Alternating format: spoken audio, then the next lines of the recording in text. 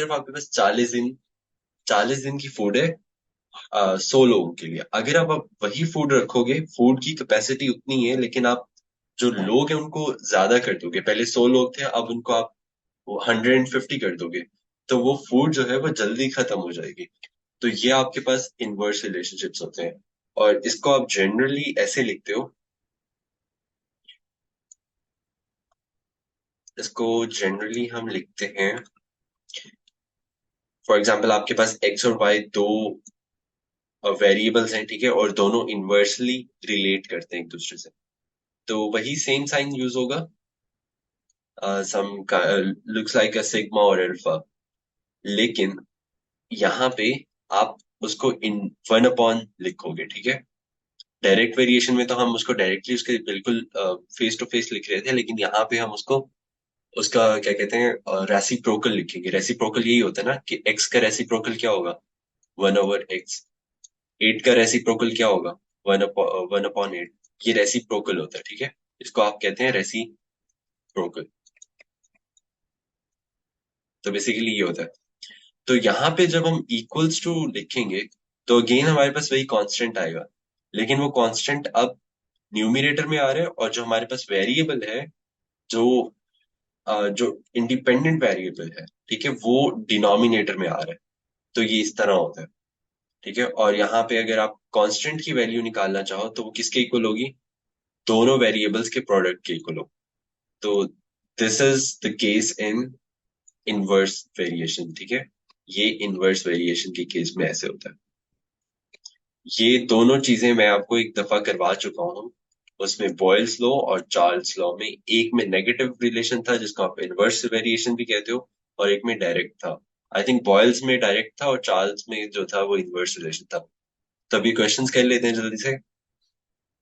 इसमें अच्छा, word problem ज्यादा इंपॉर्टेंट होते हैं ये वाले। इतने ये बहुत आसान है, बिकॉज ये वाले सिर्फ आपकी इस इक्वेशन पे, ये जो इक्वेशन है ना ये वाली, इस इक्वेशन पे बेस्ड करते हैं, और ये सारे क्वेश्चन इसी एक इक्वेशन से ही सॉल्व हो जाते हैं।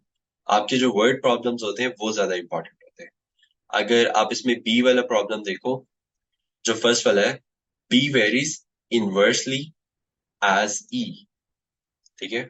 तो बी वेरीज, इनवर्स की बात हो रही है, तो 1/e आएगा, राइट। अब यहाँ पे आप इक्वल्स पुट करोगी, तो ये k/e आएगा। k की वैल्यू क्या आएगी, b इक्वल्स टू e।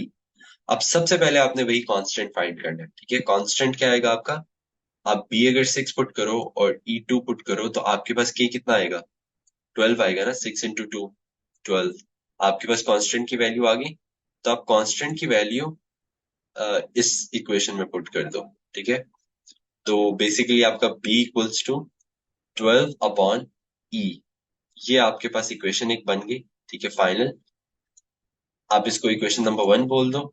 इसमें अब इसको इक्वेशन नंबर 1 को यूज करते हुए आप इसका जो फर्स्ट केस है, ये भी, इसका भी आंसर निकाल सकते हो। इसका भी बड़ा इजी तरीके से, इजी वे में आंसर कर सकते हो।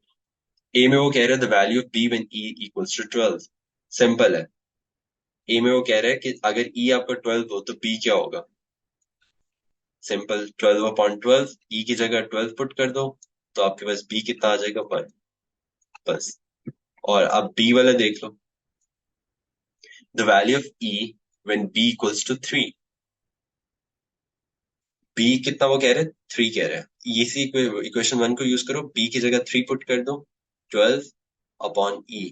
अब आपने ई फाइंड करना है, तो ई इधर आएगा, तो ये 3e हो जाएगा इक्वल्स टू 12। तो 3 वहां जाके डिवाइड होगा, तो ई आपका क्या हो जाएगा, 4 हो जाएगा। 12/3 कितना होता है, 4 होता है। अब देखो यहाँ पे इनवर्स रिलेशनशिप देखो, जब बी 1 था तो ई कितना था, 12 था। आपने बी इंक्रीज किया, 3 कर दिया, तो बी के ई कितना हो गया, 4। मतलब यहाँ पे आपको क्या पता चल रहा है, जब आप अपना बी इंक्रीज कर रहे हो तो आपका ई डिक्रीज हो रहा है। जब आप अपना ई इंक्रीज कर रहे हो तो आपका बी डिक्रीज हो रहा है। तो ये बेसिकली आपके पास इनवर्स रिलेशनशिप होता है, ठीक है। अब इसमें अगर हम लास्ट वाला कर लें, या सेकंड लास्ट कर लेते हैं, क्योंकि इसमें आई थिंक कुछ मिस हो गया, लेकिन खैर ये वाला कर रहे हैं। इसमें वो कह रहे हैं कि r varies inversely as b square. if r equals to 120 and v equals to 1, calculate basically r varies inversely as v square. ठीक है, so r equals to k upon v square, तो k equals to r v square. k की value find करो यहां से, r कितना है 120 और v कितना है 1, तो आप 120 ही आएगा क्योंकि 1 का स्क्वायर 1 होता है, तो 1 मल्टीप्लाई बाय 120 तो 120 ही आएगा। जब आप इसमें वैल्यूज पुट करोगी तो आपके पास k की वैल्यू 120 ही आएगी। अब आप इसको इस इक्वेशन में पुट करो तो आपके पास क्या आएगा, r equals to 120 upon v square. ये आपके पास एक इक्वेशन बन गई।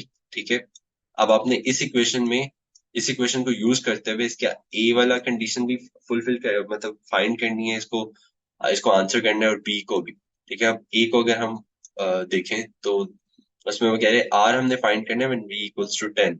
सिंपल है, वी की वैल्यू इसमें पुट करो तो क्या आएगा 120, वी कितना दिया हुआ है 10, तो 10 का स्क्वायर कितना होता है 100, तो ये आपके पास बन जाएगा 1.2 आई थिंक। हाँ, तो ये आपके पास आर आ गया। अब बी वाली कंडीशन देख लो, बी वाले में वो क्या बोल रहा है, the value of v when r equals to 30। R कितना है 30 और के वही कांस्टेंट कांस्टेंट रहेगा, और वी कितना है, वी हमने फाइंड करना। ठीक है, तो वी उधर जाएगा, मल्टीप्लाई होगा 30 इधर आएगा, मैं डायरेक्टली कर रहा हूँ। ठीक है, basically v square equals to 120 upon 30, right, 4। तो v स्क्वायर इक्वल्स टू 4 आएगा। आपने सिर्फ v फाइंड करना है तो आप उसका अंडर रूट लोगे, तो आपके पास v कितना आ जाएगा 2। सिंपल। ठीक है, अब इसमें जो मेन क्वेश्चन है वो वर्ड प्रॉब्लम्स है, वो जब नेक्स्ट क्लास होगी तो तब मैं करवाऊंगा, क्योंकि अभी फिर वीडियो काफी लंबी हो जाएगी और शेयर करने में भी मसला होगा। तो आई थिंक इतना काफी है टेस्ट के लिए, देख लेना है।